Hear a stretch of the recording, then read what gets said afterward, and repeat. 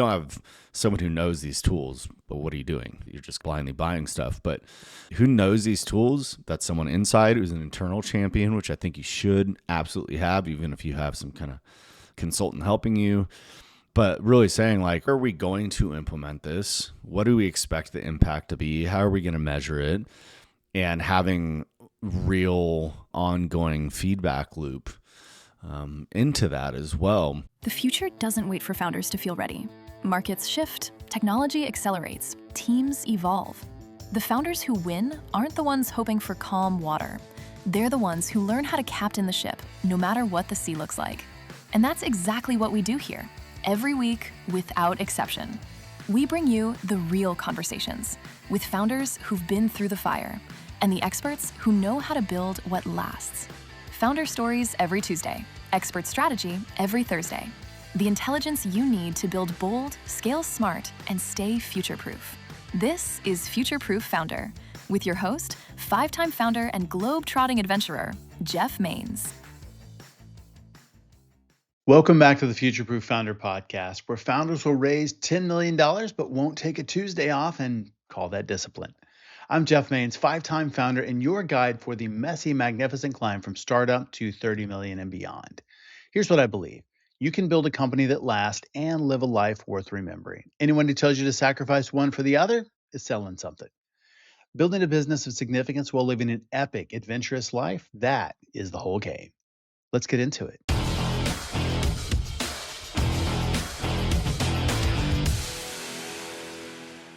Let's talk about the AI memo that went out company-wide. You know the one. Leadership sends it down from the mountaintop. We're embracing AI. Everyone start using it now. No roadmap, no training, no real definition of what success looks like, just vibes and urgency.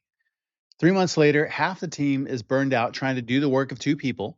The other half found one tool they like and stopped there, and nobody can actually point to what changed for the better. That's not AI transformation. That is performative adoption with a press release attached. This is completely counterintuitive, but the companies winning with AI right now aren't the ones moving the fastest. They're the ones moving the most intentionally. And there's a difference. They know which problems they're solving, which humans are still in the loop, and critically, they haven't lost their culture in the process. In this episode, we're getting into what it actually looks like to scale intelligently in the age of AI without turning your team into a burned out task force or your brand into a content machine that honestly nobody asked for. You'll hear why buyers have fundamentally changed how they make decisions, what agent orchestration means, and why it matters more than chasing every new tool, and how the best leaders are keeping the human element alive while letting technology do the heavy lifting. The future isn't humans versus AI. It's what happens when you get both right. Let's dive in. My guest today is Preston Zeller, SaaS exec, award-winning documentary filmmaker, and founder of PsalmLog, a platform that combines tech and spiritual care.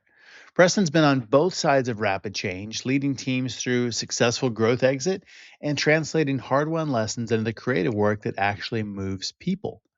Welcome someone who believes purpose and profitability don't have to compete and is building a product they love to prove it. Preston Zeller. Hey, Preston, welcome to Future Proof Founder. Jeff, thank you very much for having me on your podcast with you.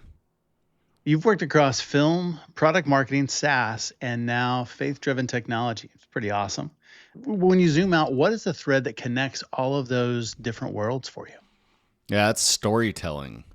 I originally went to college and to film school, and I was mainly focused on the producing side, but there's such an emphasis on storytelling when you get into film because that's the bedrock of what makes really a lot of things relatable. Obviously, if you're in the film and TV industry, storytelling is important, but lo and behold, it's like got really out of the film industry, went more into technology and all that kind of stuff. If you're in pitching investors, you have to storytell. If you're selling a product on a website or in advertising, you're storytelling to some degree. It's just, do you have 5 seconds to do it, or do you have 10 minutes, or do you have 2 hours, or what does that look like? So yeah, I think that's the biggest narrative.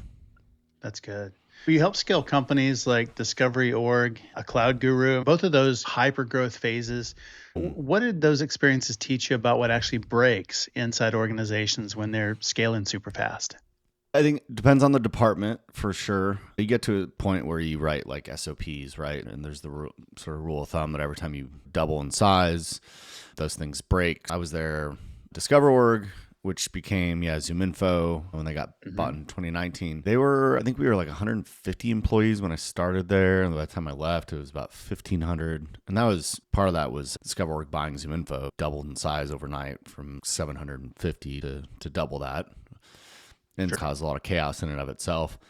But it's what are the revenue expectations too? Obviously, if you're scaling headcount, there's going to be a different demand on what are you doing revenue-wise. And so I think it's a combination of the people, but also where are you in the adoption curve? So there's the whole like stages of adoption, the crossing the chasm concept too, where you're shifting into mass market. I think depending on where your company's at there is going to really dictate, okay, what are your strategies?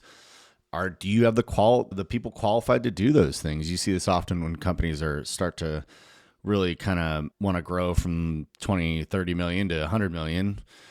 So that's usually like the next growth phase. You go get a bunch of funding, and the people you had early on may not be the people you need going into the future. And that can cause a lot of upheaval from a culture standpoint in a variety of ways. And so there's a lot there with, again, I think the tactics, the people and their skill sets, and ultimately probably the CEO's willingness to adapt those things and how they want to adapt them makes a big difference. Yeah, without a doubt. And innovation, AI is certainly changing lots of things, and innovation can lose the human aspect, maybe the human touch, as we start automating more processes. When did you first start noticing the kind of the tension between efficiency and humanity in business? I think it's been a sticking point for a long time, right? And you see this more in big companies. Let's take Elon Musk buying at Twitter, for example, right? Sure. I think it's if you've paid attention to that at all, it's pretty well known by now that there were a lot of people there that were button pushing, maintaining processes that were superfluous to what was actually required to make Twitter, now X, a viable platform. And in that case, my understanding is they just had they had excess money funding programs that there wasn't oversight into. And it seemed like it anyways, a mandate to even reel those things in. And what are the operational motivations to make sure that the things that you are doing are actually impactful and necessary versus programs being kept alive to justify jobs? Right. And there could be like an ethical question there of, or you have to make that decision, right? Okay, do we just keep this alive to keep these jobs going because we care about people's livelihood? Or, hey, this is a business at the end of the day, and we're not here to just burn money without benefit of the business, growing the business in a meaningful way, because those things, I think, eventually catch up to you. And what I think we saw in 22, 23 is, and we're, I think, probably still seeing to some degree right now, companies who overhired and then they're making massive layoffs. We've seen some pretty big ones over the past few months. And of course, AI is kind of getting rap for those big layoffs. I don't think that's the full story, but scapegoat a lot of times. I think it's a good excuse. Yeah, in the case of some of these are public. Of course, they're gonna probably have a narrative that's more crafted than some of these other ones. But yeah, look, at the end of the day, if you have multiple people involved in a process that can be replaced by something that one person oversees, and whether it's a N8N kind of sequence or some kind of AI process, that could be a big win for the company and becoming more efficient versus introducing more people. And at the end of the day, the more kind of points of reliance you have on people and on technology, those introduce failure points. Reducing those to the degree that you can is probably in your best interest from a business owner perspective, because you want to create a level of clarity in terms of why these things are happening. And that's where, again, too, you get that bloated headcount. Look at the federal government, or probably most municipal governments, right? Without a doubt. Where there's just so many layers of approvals and different kinds of roles that operate in obscurity. And we've all met people who are like that. You're like, what do you really do? It's funny that most of the team members inside organizations know who the contributors are and know who non-contributors are. And the 80-20 rule is pretty bang on. I've found, like, you can see that in many places where it's 20% of the people are doing 80% of the work, that's obviously, that's not an exact science, but you do find, there's a minority who get a lot of the work done. I think maybe that's just human nature to some degree. This was some silly post on LinkedIn, but it was someone saying essentially that they noticed in their previous role that the people who were high performers were getting asked to do a lot more things, but not getting compensated for it. And so in their next role, and I don't know if this is satire or what, they were intentionally sandbagging just to do enough, but not stand out, because they're like, what's the point? I'm just going to get more work if I do really well. Yeah, which actually speaks more to the culture of meritocracy, or however you want to do it, that does incentivize people beyond just maybe early career, my title matters, or, now I'm so flattered to be running this program. And then you're like, wait a second, I've been running this thing for years now, and it was so outside the scope of my job description. I think there's somewhat of a crisis in there going on right now of people questioning what is corporate careers and things like that, especially when this latest Meta one was pretty trippy, because they announced to everyone ahead of time, hey, we're going to be doing, what did they do, 6,000 layoffs? Something like that? Yeah. And so everyone knew I'm part of this lottery of people getting cut ahead of time, and then you're just kind of waiting for the other shoe to drop.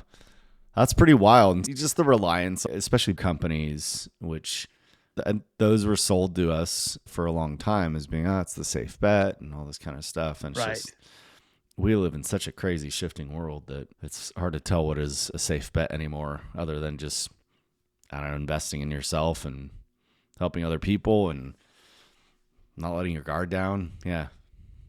I think that's a big one. Investing in yourself, adding value wherever you are, whether it is in an entrepreneurial kind of role for yourself, whether it is in a company. The people that are adding value very rarely get cut, like adding real value. Yeah.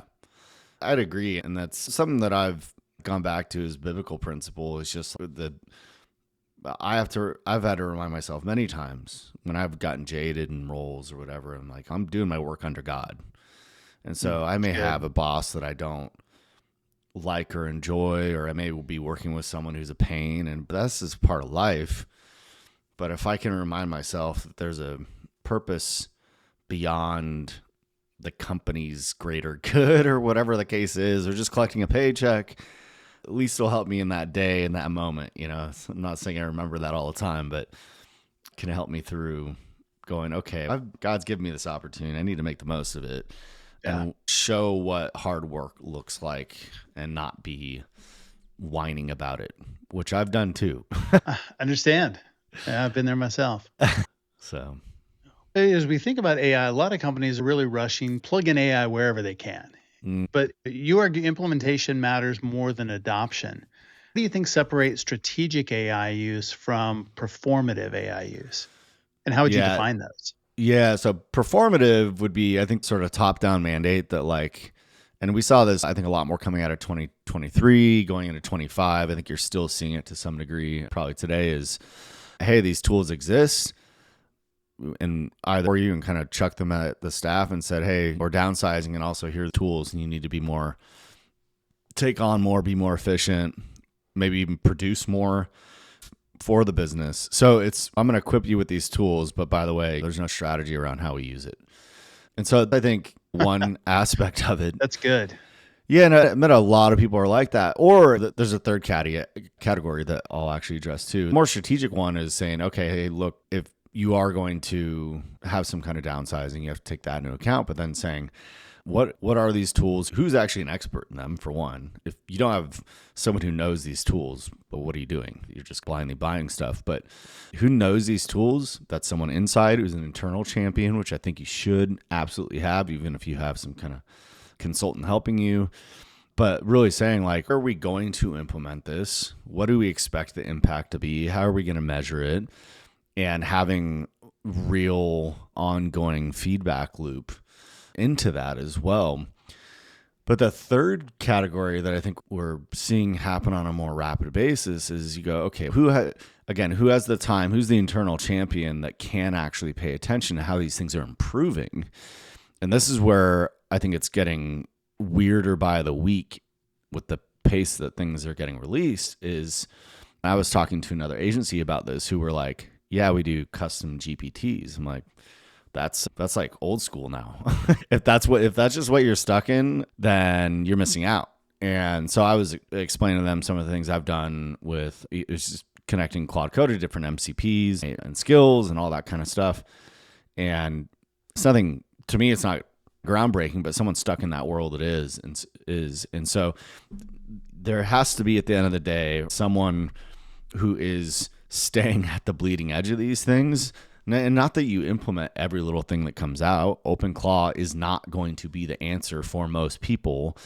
Right. But where that's going with agent orchestration, which is I think a buzzword to some degree, knowing what's possible with it. And this is why I think anyone listening who may be thinking, I am so underwater on keeping up on these things, I wouldn't even think about it necessarily as, oh, what can I bring to my company? I think that's just a side effect of, if you are experimenting and you are experimenting on your own time even, and just finding some personal use case for it that you can really sink your teeth into and start to understand what the power is of some of these things. Yes.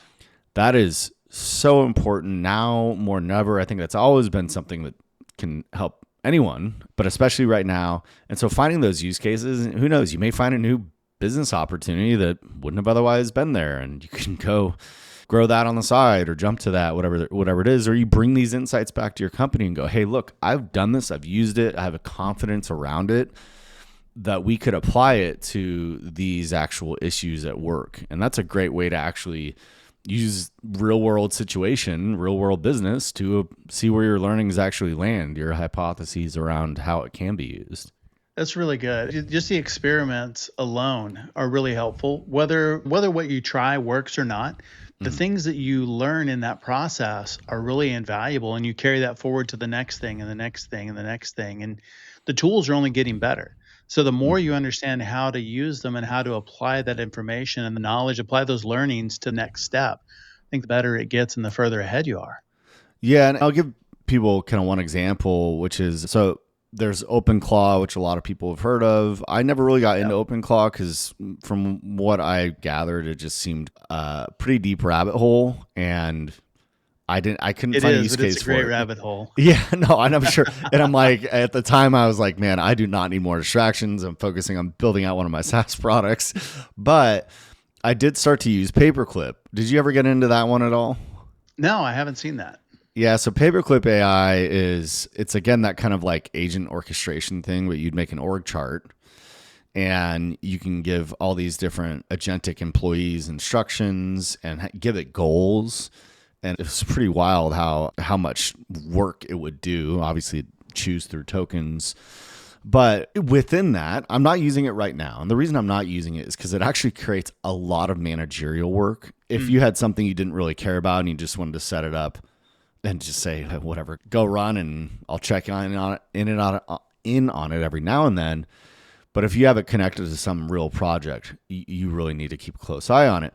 Within that, though, and point of me saying this is that got me really into like harnesses and understanding how you can route different tasks or different agents to different models and what kind of harnesses are out there, and just even that whole concept versus being stuck in, say, one type of model. And Yeah, and that's a whole, I think to sum it up best, it's like people most proficient in AI are often using different models for different tasks.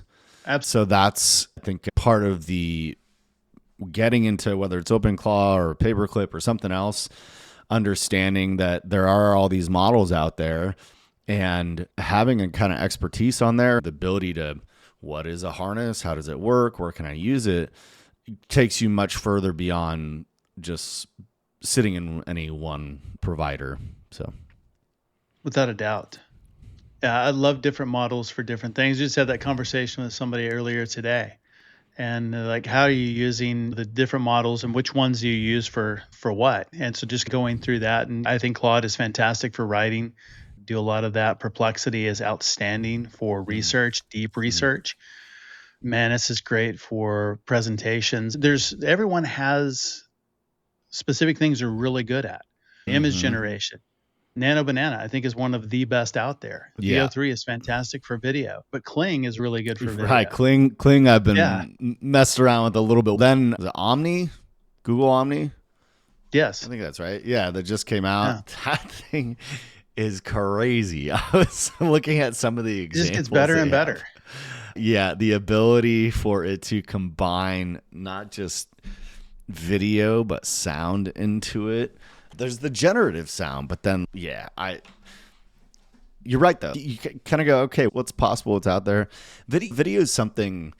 Despite my background, I have done stuff with video, but that is an even deeper rabbit hole because yes, it is. Yeah, you have to be so much more prescriptive with it, but then it just takes a while to generate videos, which is it does. Not surprising. And so there's a lot more weight around versus if I'm connected to different APIs and data sources and use skills. That's just textual and data driven information and not as resource heavy as video. Yeah, I don't think maybe it's just I don't have the patience for generative video right now.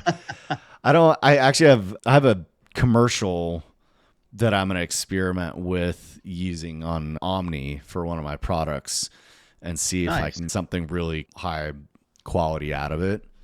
But yeah.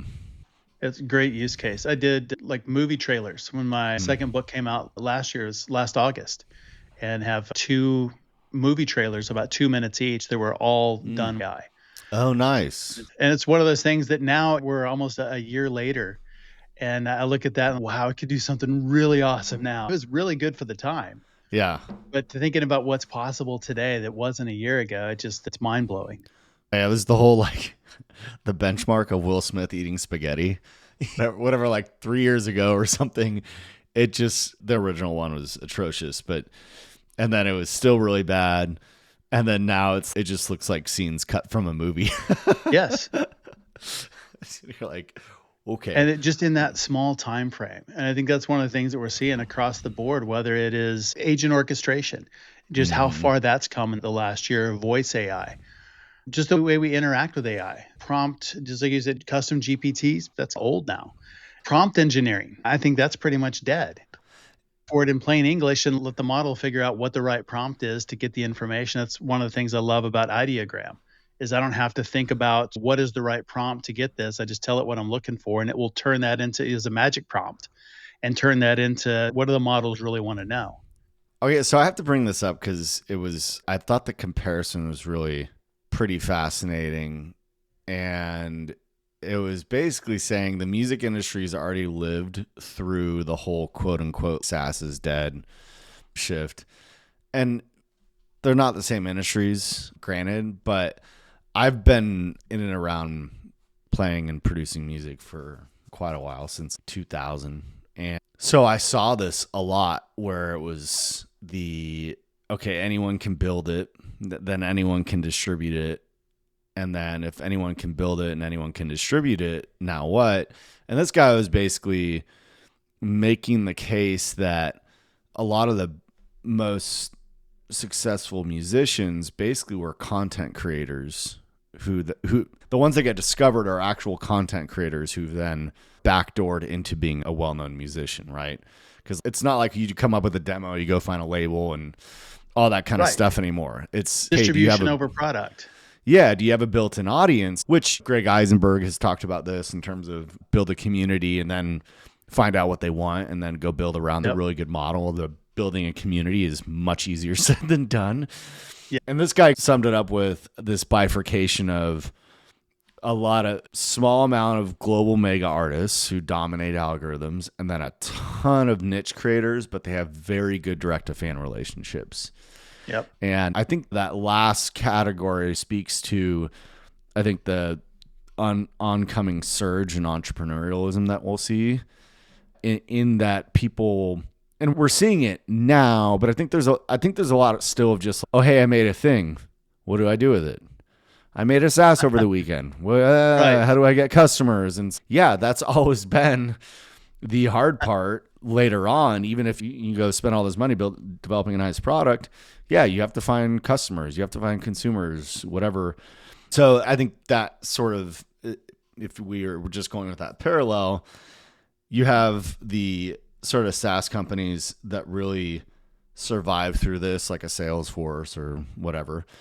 And then you have a ton of niche software that's like that making that leap eventually into mega stardom, if you will, is going to be a lot harder, but it may also be not even as necessary as we thought it once was. Anywho, I'm just going to riff. You can own the niche. I think you're in a much better position than just be in general. I think that's more true now than it ever has been. Yes. Yeah. Knowing who to talk to. Actually, it's wild because I've been doing all these sample paid campaigns. I say sample because I'm like, just these are not big budgets. I'm just kind of testing different ads and whatnot. But if you go into Meta now, and most ad agencies, I feel like will tell you this, you need to be targeting your audience in the first 3 words of your ad copy. Right. And then otherwise, there's not a whole lot of targeting you can do.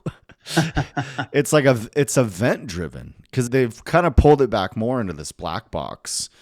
And it's okay, make the ad creative, the video, the text, the audio, all that kind of stuff, the imagery. And we're just going to see who responds to this. And yeah, that's been trippy how that's been shifting too. Google still has a pretty specific niche, but I've even noticed Reddit kind of peeling back on some of the places that you can advertise as well. Because I've done stuff in mental health and things like that, where it's understandably they don't want anyone being able to just advertise in a problem-specific group or something. But anyways, yeah, it's just fascinating how much all that's changing. It is. I think even just advertising is getting to be where it's much more automated. And just like you said, event-driven. I think that's absolutely accurate. Yeah. And Meta is definitely driving that way. They've said it, that they really want to make it where you don't have to really do much of anything other than just say, here's who I want, and we'll do the creative. We'll target the audience. We'll get you eyeballs and clicks. And if it only could be that easy, I think there's more to it than that. Yes. But ultimately, that's the experience that they want to deliver, is you don't have to think a whole lot about it. You just say, here's what I'm selling, here's who I want to sell it to, and we'll take care of the rest. Yeah. And yeah, I agree with that. And people who are on the bandwagon of building, I'm just curious how much longer that's going to persist. Or if you even look at something like, okay, Shopify, I think is an interesting case study, right? Because they took e-commerce and productized it in a way for people who had a dream of starting an e-commerce company, but they were never going to pick up Magento or some other kind of, maybe WooCommerce is the biggest pain too. And they made it really easy to launch a store. That was their thing. So they sold the dream of starting an online store, which I'm sure we've been around long enough, probably launched some online store at some point, and you're like, this is a little harder than I thought too. But again, let's go back to the music analogy. What do you see on Spotify? A bajillion more artists. You don't see, in fact, that's accelerated. Obviously, Suno's made that accelerate as well. But so to that degree, I know there's companies that are actively trying to solve the whole idea of, hey, I've built something, now what? And so Pulsia is, I think, an interesting one of that. I'm not a big believer in that model, but Pulsia is, hey, pay us whatever, $49 a month, and it'll just have some agent do a bunch of things for you. And you're like, okay, who's buying any of this? It's the dream there. But if there's a bridge to, I built a thing, now how do I get customers? That there's going to be, I think, in the next 6 months to a year, a lot more products that come out to try to address that. Because that is, marketing has always been one of the harder things. It requires a lot of psychological, I think, intuitive psychological feel for how you say what you say, a really good understanding of your buyers, which you could have a gut feeling, but knowing how they actually talk is one thing, which is, of course, why you have to talk to customers and prospective people. But many don't want to do that. I just want to build something in my dark room and put it out to the world, and I think it's great. Hopefully they'll buy it. Man, if only it were that easy. If only. What do you think an AI native company looks like in practice? Not just technologically, but culturally, operationally. What are you seeing out there, and what would you like to see? Yeah, I thought about this a lot more as I was leaving my last role as chief growth officer late last year.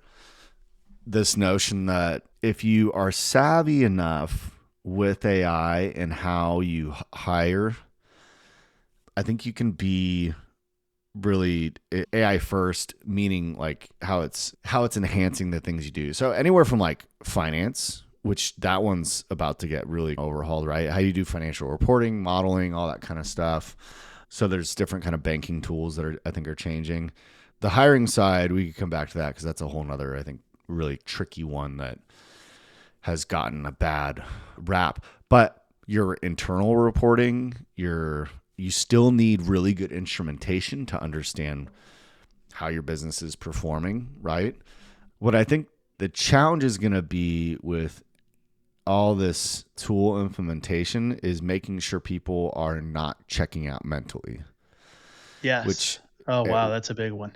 Yeah. Which is, I think if you're not careful, you're going to get people who are kind of like clerical button pushers and they're rubber stamping what comes out of AI, but they're not being critical of it, not using it as I was on another conversation the other day where it's, don't forget, you're the human, you're the person in charge. AI is not. It's supposed to be a collaborative thing, or yes, an efficiency gain. But if you're just letting it make all the decisions, kind of what are you there for?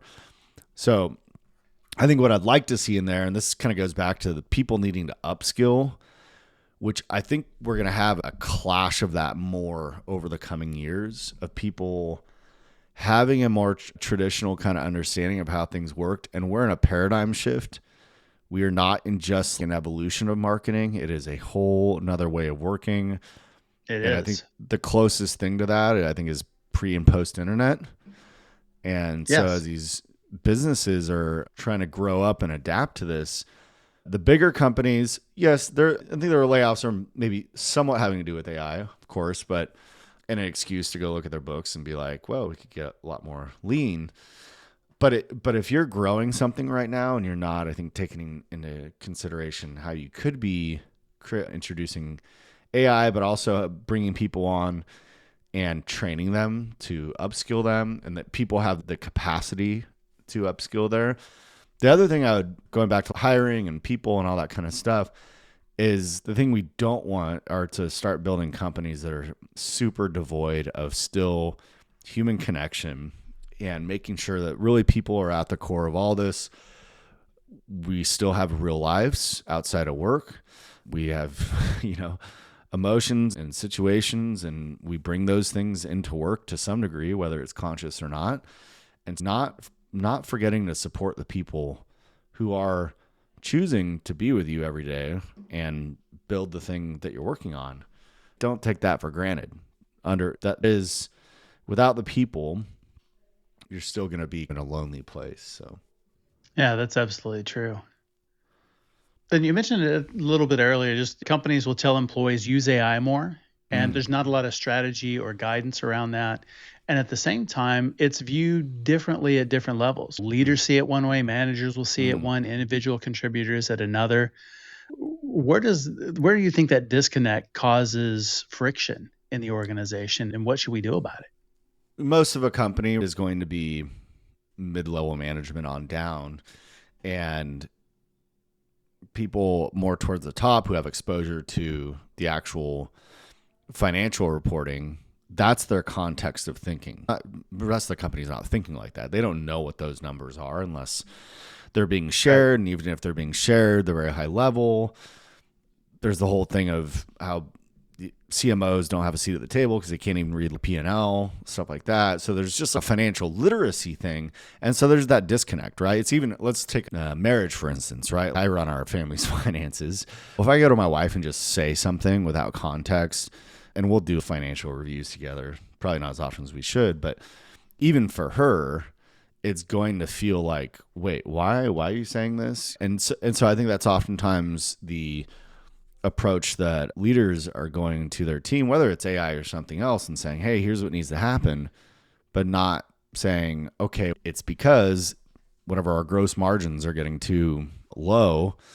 And yeah, they may not want to explain that always either, and may be able to, but so I need to find some bridge of how to communicate that stuff. And that's just, it goes back to that. I think is just the communication of people understanding the why of doing whatever it is. So if there is a new tool that's getting introduced, and I've had this experience personally, it's not because I'm trying to replace you. It's because I want you to learn this tool because I believe it's going to free you up to have more time to work on these other more impactful projects that you can't get to because you're stuck in the swamp of other things that are more manual.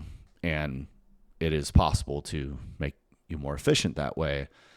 And where there's real career growth in learning these things too. With any kind of change in strategy, it needs to be good storytelling and authentic storytelling, not some I'm feeding you a line, but which some places that's their MO. They're just going to operate in obscurity and they're going to hide behind vague statements. And that sucks, but those do exist. Yeah, it does. Like that, having the context makes so much difference. And I think it changes the work. When you really understand why you're doing something, what's the impact? Okay, gross margin is low. Maybe they understand what that is, maybe they don't. But what's the impact of that? What does it really matter? And then what is my role in, okay, if it's low, how do I fix that? What is my impact? If I do X, what does that do to this thing we're trying to fix? And I think a lot of times that's all underwater of you need to do more of the thing, but not really the why behind it or what the impact is. If you ask somebody, did you have a good day? Maybe it depends on how they feel, but it's not anything they can put a stake in the ground and say yes because of this and this. And that's what success looks like. So because of that, I know I had a good day. Yeah, I think a really basic one that I remember being in one company, it was at ZoomInfo when it was still DiscoverOrg. I started really getting into unit economics then. And I remember asking him like, hey, we have no exposure to what it costs us to acquire a customer, no exposure to lifetime value.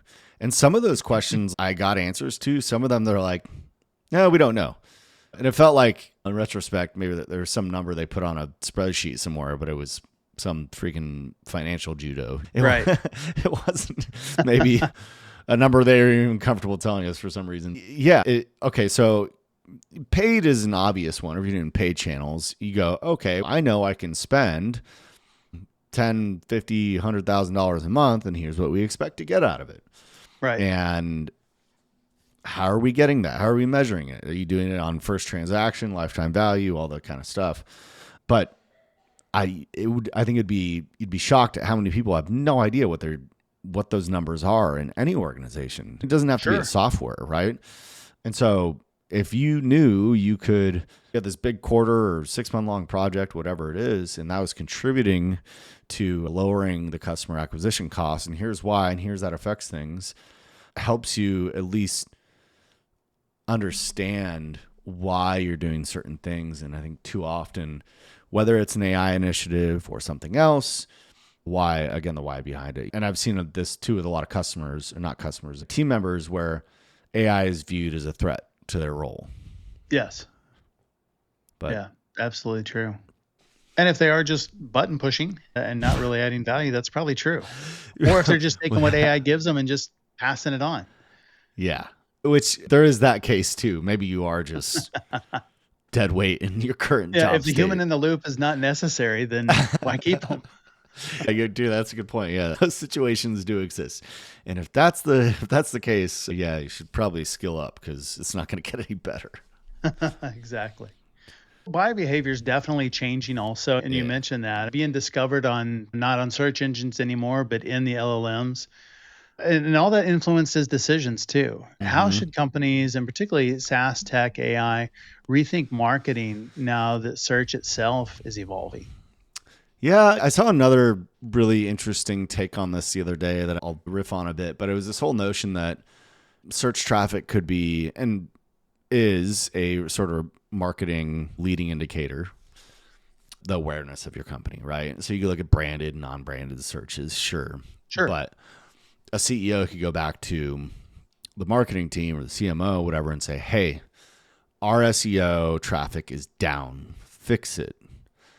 And it's not really addressing the bigger problem, which is, okay, is that industry still getting as much attention as it did at one point? E-learning, that blew up during the 2020, 2021, 22 time period. Is that as big today? I'm going to venture to guess no. Probably not.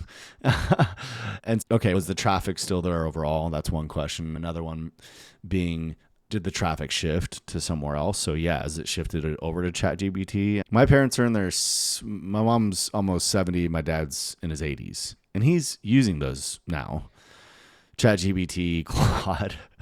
Yeah. Which is almost funny to think about that, but becoming advanced versions of Google in many ways, and then they're finding other. So this isn't just like a quote unquote young person's thing.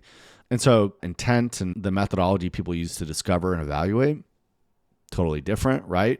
Does someone want your 5,000 word white paper? Probably not. I doubt it.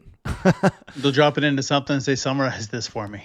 Yeah. And so I think you have to be really paying attention to what is your presence in the social world, and anywhere from LinkedIn to YouTube to X to Facebook, wherever your buyers are. YouTube, I don't think you can ignore at all. And what's the authenticity of what you're putting out? Is part of the reason why I think I go on shows like this and why you have a show, is to be authentic, and I am a real person. I have a real kind of viewpoint about something. And I think it could be easy for companies to hide behind really polished content, which is only going to get more kind of curious with tools like Omni or Kling, because you can, as a very small organization, you can publish incredibly high concept or high quality types of media, which is fine. It's just like, you have to be looking at where you're bringing authenticity into it. And then Google said, oh, AEO is just SEO. People are kind of, all the people who've been in Geo and whatever the heck, freaking other acronyms, but people have been maybe over being found in an LLM as some other kind of strategy. And it's really just an evolution of SEO. And it doesn't need to be, I don't think, it doesn't need to be called some other acronym, but it points to the necessity of being brought up in conversations on the internet. Yes. Right. And having a relevance to people outside of just your own brand. And so you have to figure out how to get there one way or another. And so and someone who can educate well on that within your company. So anyways, I think that answered the question. I kind of went on a world tour of things there, but I thought it was a very good answer. And we'll wrap up with this. Founders that are trying to scale efficiently, they don't want to lose their culture or humanity, but definitely want to deploy AI and use it effectively. What's the most important principle they should hold on to as AI reshapes work and business and marketing and go-to-market and the way people buy and pretty much everything else? Yeah, I think still prioritize the human experience at your company. That's So good. Yeah. if you're viewing everything as, hey, there's technology and I just need people to service the technology, and you're not caring about the well-being of people, when we lose that thread on a sort of bigger scale, I think that's just not going to be good for anyone. Yeah, keeping people at the center of it, being invested in and aware of how your employees are doing and what they're there for. I don't know why that gets lost so much in the weeds. Some companies do it really well, and then some are just like, you're here, be happy to be here, that kind of thing. It's true. Where can people learn more about you, find you online? Yeah, I'm on LinkedIn. That's where I'm most respondent, and I have socials other places like Instagram and X. My incubation company is Zellerhaus. So go zellerhaus.com. And yeah, I'm in a variety of places too. We didn't get to this, but I do commentary in the grief world, grief and mental health, because I have a documentary there. And so it's called The Art of Grieving. And yeah, if you want to see how I used art to process the loss of my brother and bring in a healthier conversation around how we deal with grief in just the world as a whole, you can watch that on Amazon or Apple TV or a number of other places. Outstanding. We'll make sure and link that in the show notes too. And of course, links to your company and social. Yeah, I appreciate it. Really good. Thank you, Preston, being a guest today, Future Proof Founder. I thought it was a great conversation, so appreciate it. Thank you, Jeff. Thanks again, Preston, for coming on the show and sharing your insights and resources. You can learn more about Preston and SalmLog at salmlog.com. As always, all links, highlights, resources, and full show notes are available at getfutureproof.com. And be sure to check out our channel on YouTube as well. It's at Champion Leadership. We have full video episodes, training, shorts, outtakes, lots more content over there for you. And remember, it's at Champion Leadership. Thought leaders share. Share this episode with the leader who finally took a break and watched their company survive without them. Everyone who shared this week gets one full weekend with their phone locked in a vault in another room. Here's my future-proof takeaway. If you can't explain why you're rolling out a tool, then don't roll it out. That's not a caution. That is the whole strategy. It really is that simple. Performative AI is what happens when leadership panics and dumps a tool on people that are already stretched thin. Strategic AI is when you can say in one sentence the problem that it solves and who it frees up. The same goes for scaling, same goes for marketing. The companies that last aren't the ones that are moving the fastest. They're the ones who can tell you why they're moving at all. Coming up on Tuesday, the developer founders call. When the offshore build failed, the timeline is gone, and someone needs to make smart tech decisions before the runway runs out.